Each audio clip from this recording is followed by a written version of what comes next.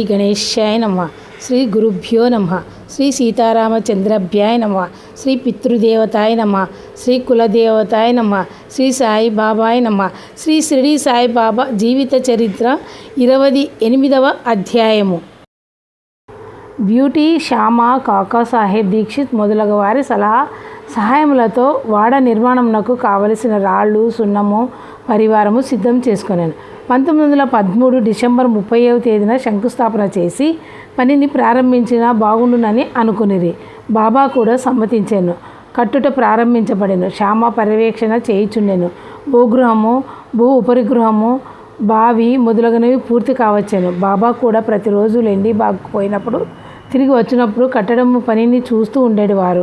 అప్పుడప్పుడు బాబా కొన్ని మార్పులను, సలహాలను సూచిస్తూ ఉండేవారు. కట్టడపు సామాగ్రి బాబు సాహెబ్ జోగ్ జాగ్రత్త పరుచుచుండేవారు.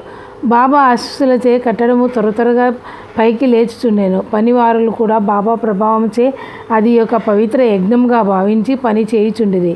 మధ్య గల విశాలమైన పెద్ద హాల్లో శ్రీకృష్ణు విగ్రహంను ప్రతిష్ఠించవలనని బూటీ తొందరపడుచుండెను. విగ్రహం తయారు చేయించుటకు బూటీ బాబాను అనుమతి కోరగా బాబా నిరాకరించి, ఈ దేవాలయం కట్టుట పూర్తి కాగానే నేను ఇక్కడకు వచ్చి నివసించేదను. దీనిని మనమే ఉపయోగించుకొనవలను. మనమందరము ఇక్కడే ఉందము. మన అందరము కలిసిమెలిసి దీనిలో ఆడుకొనేదము. ఒకరినొకరు కౌగిలించుకొని ఇందులో హాయిగా ఉండేదామని బాబా చెప్పాను. మరొకసారి కృష్ణుని విగ్రహం కోసం ఏర్పాటు చేసిన గద్దెపై బాబా తనదైన పద్ధతిలో కాలు మీద కాలు వేసుకొని కూర్చొనిగా మరలా పూటి కృష్ణుని విగ్రహం తయారు చేయించుటకు అనుమతిని కోరెను. నీ కృష్ణుడు నేను కాదా? విగ్రహమును ప్రతిష్ఠించవచ్చునులే, కొంతకాలం ఓర్పు వహించమని బాబా చెప్పాను. నిగూఢముగా బాబా పలికిన ఆ మాటల అర్థము అప్పుడు ఎవరికీ తెలియదు. ఈ విధముగా బూటీ నిర్మించు మందిరము క్రమక్రమంగాను త్వరగాను అభివృద్ధి చెందుతూనే ఉన్నది. బాబా తన భక్తులకు ఏదైనా విషయమును చెప్పవలనని దాన్ని సంబంధించిన ఏర్పాట్లన్నిటిని తానే చూసేవారు. స్వప్న రూపంలో చెప్పేవారు. వారి స్వప్నములకు కాల నియమం లేదు. ఒకరోజు సాయంత్రము బాబా కాకా దీక్షిత్ రాతాకు పోయి కుశాల్ చంద్ను తీసుకురావాల్సిందిగా చెప్పాను. అతన్ని చూసి చాలా రోజులకటిచే బాబా అతన్ని తీసుకురమ్మని చెప్పాను. టాంగాను తీసుకొని రాతా వెళ్ళి కుశాల్ చంద్ను బాబా యొక్క కబురు చెప్పినప్పటికీ అతడు షిరిడీకి వచ్చుటకు ప్రయాణమై ఉండెను. మధ్యాహ్నం నిద్రించినప్పుడు బాబా కలలో కనిపించి వెంటనే షిరిడీకి రమ్మని చెప్పుడుచే అతడు ప్రయాణమునకు సిద్ధమై ఉండగా వెంటనే బయలుదేరి ఇద్దరు షిరిడీకి వచ్చారు. బాబా తనపై చూపు ఈ ప్రేమకు కుశాల్ చంద్ మనస్సు కరిగాను. ఒకరోజు బాబా ఇతనికి మహంతోలే కనిపించి తన వద్దకు రమ్మని చెప్పాను. కానీ అతనికి ఈ మహంతు ఎవరో ఎక్కడ ఉండేదో తెలియదు. ఆ సాయంత్రం అతడు వీధిలో పోచుండగా అయస్కాంతం వలె ఒక దుకాణంలో గల బాబా ఫోటోతో అతని దృష్టిని ఆకర్షించాను. రాత్రి తనకు కలలో కనిపించిన మహంతు ఇతడేనని వివరములు అడిగి తెలుసుకొని షిరిడీకి చేరాను. అంత్యకాలము వరకు అతడు షిరిడీలోనే ఉండేను. ఇతడు మద్రాసులో దేశపు సన్యాసి. మానస సరోవరం యాత్రగా బయలుదేరి మధ్యలో షిరిడీలో ఆగి కొన్ని రోజులు ఉండేను. హరిద్వారం నుంచి వచ్చిన సోమదేవ స్వామి అప్పుడు అటు చూడచే యాత్రా వివరములు అడిగి తెలుసుకునేను. ఆ యాత్ర చాలా కష్టసాధ్యమని విరమించుకొని బాబా వద్దకు ఎగి సాష్టాంగ నమస్కారం చేయగా బాబా కోపగించి, ఈ పనికి మాలిన సన్యాసి స్నేహము మనకు మంచిది కాదు, ఇతనిని తరిమి వేయుడని చెప్పాను. యాత్రకు బయలుదేరిన తర్వాత కష్టం అనిపించి మధ్యలో విరమించుకొనుట ఉత్తమ స్వభావం కాదు. ప్రారంభించిన పనిని కష్టం నష్టములు ఎదురైనను లెక్క చేయగా పూర్తి చేయవలని. ఇది ధీరుల ఉత్తమ లక్షణము. ఆధ్యాత్మిక విషయాల్లో కూడా ఇదే వర్తించును. అందువల్లనే అతనిని పనికిమాలిన సన్యాసి అని సంబోధించాను. అతనిపై బాబా కోపగించుకున్నప్పటికీ అతనికి బాబా యందు ప్రేమ తగ్గలేదు. మసీదులో ఒక పక్క కూర్చొని అక్కడ జరుగు కార్యక్రమాలను జాగ్రత్తగా పరిశీలించాను. ఉదయం జరుగు దర్బారు సమయంలో భక్తులు కిక్కిరిసి ఉండిరి. బాబాను అనేక విధములుగా పూజించుచుండిరి. కొందరు వారి పాదములకు అభిషేకం చేయుచుండిరి. వారి కాలి బొటన వేలు నుండి క్రింద పడు తీర్థమును కొందరు త్రాగుచుండిరి. కొందరు వారి పాదములను కళ్ళకు అద్దుకొనుచుండిరి. కొందరు వారి పాదాభిషేకము జలమును చెంబులలో నింపుకొని తిరిగి వెళ్ళినప్పుడు ఇండ్లకు తీసుకొని వెలుచుండిరి. కొందరు మెడపై చేతులకు చందనం పూయిచుండిరి, మరికొందరు వారి అంగీపై అత్తరును పూయిచుండిరి. కొందరు బాబా మెడలో పూలమాల వేయిచుండిరి, మరికొందరు పాదములపై పూలను చల్లుచుండిరి. మధ్యలో కొందరు వారికి కర్పూర హారతి ఇచ్చుచుండిరి. అప్పుడప్పుడు బాబా తలపై కఫ్నీను సరిచేయుచుండెను. మరికొందరు భక్తులను తల నిమిరి ఆశీర్వదించుచుండెను. చిన్న పిల్లల వారికి మొక్కినప్పుడు పక్కనే గల పెద్ద సైజు బుట్టలో నుంచి దోసిటి నిండా కోవా పిల్లలు తీసి వారికి ఇచ్చుచుండెను. మరికొందరు చిన్నపిల్లలు తన తొడపై కూర్చోబెట్టుకొని తనే వారికి స్వయంగా కోవా పిల్లలు నోటిలో పెట్టుచుండెను. కుల మత జాతి విచక్షణముల ఆడ మగ తేడా లేక సర్వలు యథేచ్ఛగా బాబాను సేవించి పూజించి అర్పించుచున్న ఈ వింత దృశ్యంను చూసిన విజయానంద్కు ఆ స్థలము విడిచిపెట్టుటకు మనసు రాక షిరిడీలోనే కొంతకాలం ఉండెను. ఒకరోజు అతని తల్లికి జబ్బుగా ఉన్నదని అతను పేరును షిరిడీకి ఉత్తరం వచ్చాను. బాబాను దర్శించి ఇంటికి వెళ్ళటకు అనుమతి కోరాను. కానీ అతని జీవితము గమనము ఇంకొక విధముగా ఉండుటచే బాబా అతనికి అనుమతిని నిరాకరించి, తల్లిని అంతగా ప్రేమించువాడవు సన్యాసం ఎందుకు తీసుకుంటివి? ఒక్కసారి కషాయ వస్త్రములు ధరించిన పిదప ఇక దేని ఎందునూ అభిమానము చూపరాదు. ఇదే కషాయ వస్త్రముల ప్రాధాన్యత. వాడాలో పెక్కు దొంగలున్నారు. తలుపు గడియ వేసుకొని జాగ్రత్తగా పడుకొనుము. దొంగలు ఉన్నదంతా దోచుకొని పోయేదురు. ధనము ఐశ్వర్యము మొదలగునవి శాశ్వతములు కావు. నీ పూర్వపుణ్యములగుచే నీవిక్కడ రాగలిగితివి. ఎవరు దేవుని పాదములు శరణు వేడెదరో వారు అన్ని కష్టముల నుంచి విముక్తి పొంది మోక్షం పొందెదరు. ఏ విధమైన కోరికలు లేనివాడైన భాగవతమును పారాయణం చేయును. శ్రద్ధగా 3 సప్తాహములు చేయుము. భగవంతుడు తృప్తి చెంది నీ బాధలు తొలగించునని చెప్పాను. దేవుడు బాబా ఆదేశానుసారము విజయానందుడు లెండి తోటలో కూర్చొని ఏకాంతంగా 2 పారాయణములు చేయగానే అలసిపోయి 3వ దినమున బడే బాబా తొడపై తల ఉంచి ప్రాణములు వదిలేను. అతని జీవితమున జరుగు ఆ తుదిఘట్టమును గ్రహించిన బాబా అతనికి తిరిగి ప్రాపంచిక లంపటంలో పడనీయక షిరిడీలోని పవిత్ర గ్రంథ పారాయణం చేయిచు మరణించున్నట్లు చేసి సద్గతి కలిగించాను. 1916లో రామదాసి పద్ధతికి చెందిన భక్త సమాజము మద్రాసు నుంచి కాశీయాత్రకు వెళ్తూ మార్గమధ్యమున బాబా పేరు విని షిరిడీకి వచ్చారు. ఈ సమాజంలో ఒక పురుషుడు, అతని భార్య, కూతురు, వదినగారు ముఖ్య సభ్యులు. కొద్ది రోజులు షిరిడీలో ఉండి ప్రతిరోజు సాయంత్రం చక్కని భజన పాటలు కీర్తనలు పాడేవారు. యజమానురాలు నిర్మల ప్రేమ స్వభావం గలది. మిగిలిన 3 బాబా ఇచ్చు కానుకల కోసం మాత్రమే దృష్టి గలవారు. యజమానురాలకి బాబా ఎందు భక్తి గౌరవములు పెరిగి వారిని దర్శించినంతనే ఆనంద భాషములు కన్నుల నుండి రాలేడివి. ఆమె భక్తికి మెచ్చి ఒకనాటి ఆరతి సమయంలో బాబా ఆమెకు తన ఇష్టదైవమును శ్రీరామునిగా దర్శనమిచ్చాను. మిగిలిన 3కి చెప్పగా ఆమె భ్రమపడి ఉంటుందని చాదస్తమని హేళన చేసిరి. కొద్ది రోజుల తర్వాత ఆమె భర్తకు కూడా అదేవిధంగా ఒక కల వచ్చాను. ఒక పెద్ద పట్టణంలో అతడుండగా అక్కడికి పోలీసులు అతన్ని బంధించిరి. తాడుతో చేతులు కట్టి పంజరములో ఉంచిరి. సాయిబాబా పంజరం దగ్గరనే నిలబడి ఉండేను. అప్పుడు అతను సాయితో, నీ పేరు ప్రఖ్యాతులు విని నీ పాదములు ఆశ్రయించి వచ్చి నీవే స్వయముగా ఇక్కడకు ఉండగా ఈ ఆపద నాకేం కలుగునని ప్రశ్నించాను. నీవు చేసిన కర్మ ఫలితములు నువ్వు అనుభవించవలనని బాబా సమాధానం ఇచ్చాను.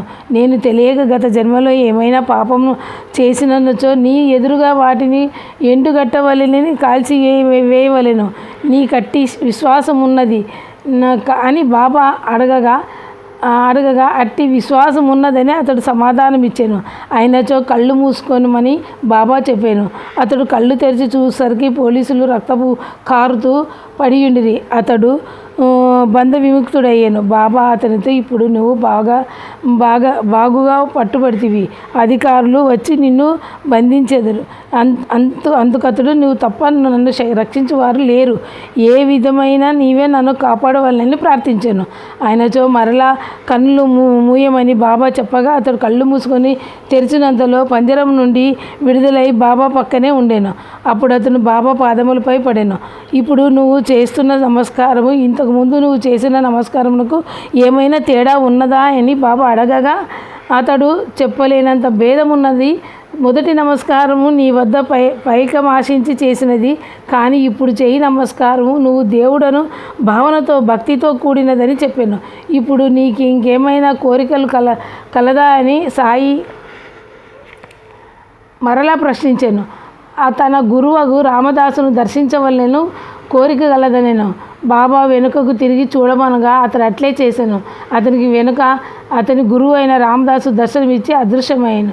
అతనిలో బాబా యందు గల ప్రేమ కలిగి, మీరు చాలా ముసలివారుగా కనిపించుచున్నారే అనెను. నేను ముసలివాడినా, నాతో పరిగెత్తుము అని బాబా పరిగెత్తుతూ అదృశ్యమయ్యాను. అతడు బాబా వెనకాలే పరుగు తీశాను. అంతటితో కళ చెదిరిపోయిన అతడు నిద్ర నుండి మేల్కొనెను. ఈ కళను గురించి అతడు బాగా ఆలోచించెను. మొదట గల ధనముపై కోరిక బంధహేతువు అనే పంజరము. ధనపై పేరాశ కలిగి వానిని ధర్మదేవత దండించును, వారే పోలీసులు. అతనికి బాబా యందు విశ్వాసం కుదిరినప్పుడు పంజరము పోయెను, అనగా పేరాశ పోయాను. పేరాశ లేని వారిని ధర్మదేవత కూడా ఏం చేయలేదు. అందువలన పోలీసులు కూడా పడిపోయిరి. బాబా పరిగెత్తిన అనంత శూన్యములో కలిసిపోయాను. అతడు బాబా వెనకాలే పరుగు తీశాను. ఇది జీవాత్మ పరమాత్మ సవరించుట. ఈ ఒక్క కళ ద్వారా బాబా అతనికి అనేక విధములైన విషయములపై బోధించి గ్రహించినట్టు చేశాను. ఇదే సద్గురు సమర్థత.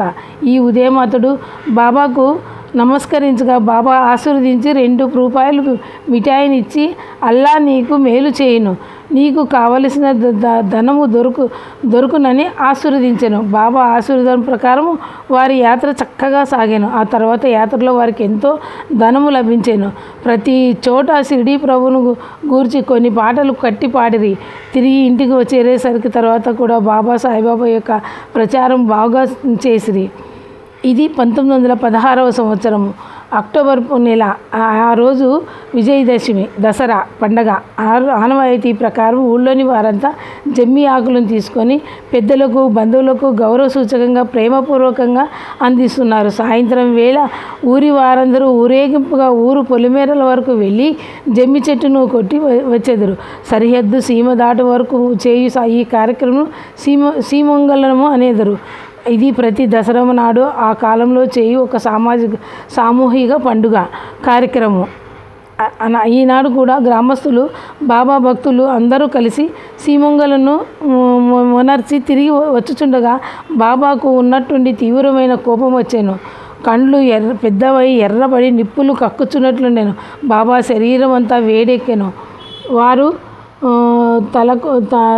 తననున్న కఫనీలు బారులాల్చి లంగోటిని తీసి ముక్కలుగా చించి దునిలో వేసిరి.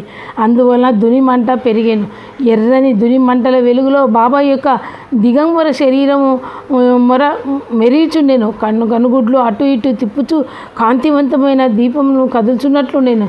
ఈ వింత దృశ్యమును చూసిన జనులంతా ద్వారకామయ ముందు ప్రోగై బాబా వారి వైపు తిరిగి, ఇప్పుడు నన్ను సరిగా చూసి హిందువునో ముస్లింనో చెప్పండి అని మేఘము వలె గర్జించాను.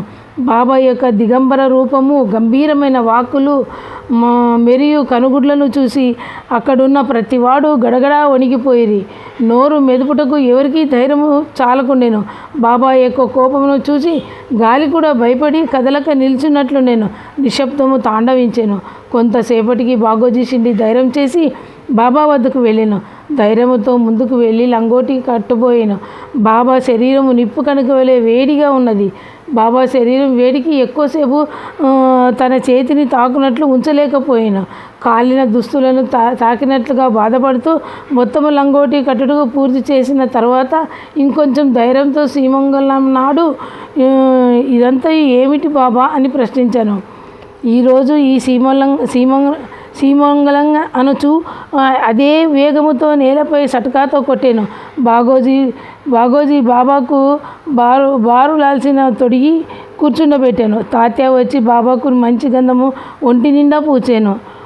రాత్రి 10 గంటల వరకు బాబా శాంతించలేదు. ఆఖరికి మామూలుగానే చావడి ఉత్సవమునకు తయారయ్యాను.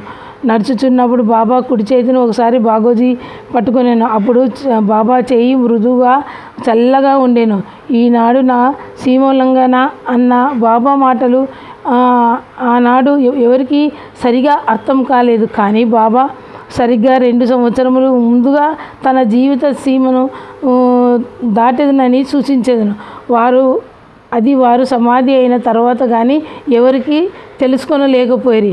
మానవుడు ఎన్ని పుస్తకములు చదివినా, ఎంత మంచి మాటలను విన్నా, ఎంతమంది మంచి వారితో కలిసి తిరిగినా, మంచి నడవడిని నేర్చుకొనుటకు, మంచి పని ఆచరణలో పెట్టుట చాలా కష్టమగును. ఇది మనిషిలోని బలహీనత. ఈ పారాయణము చేయు పాఠకుల్లో గల ఈ బలహీనతను కూడా ఈనాటితో సీమంగళన చేయించుకొనని సాయి ప్రార్థిస్తూ ఈ అధ్యాయము ఇంతటితో ముగిద్దాం. ఓం శాంతి శాంతి శాంతి. 28వ అధ్యాయం సంపూర్ణం.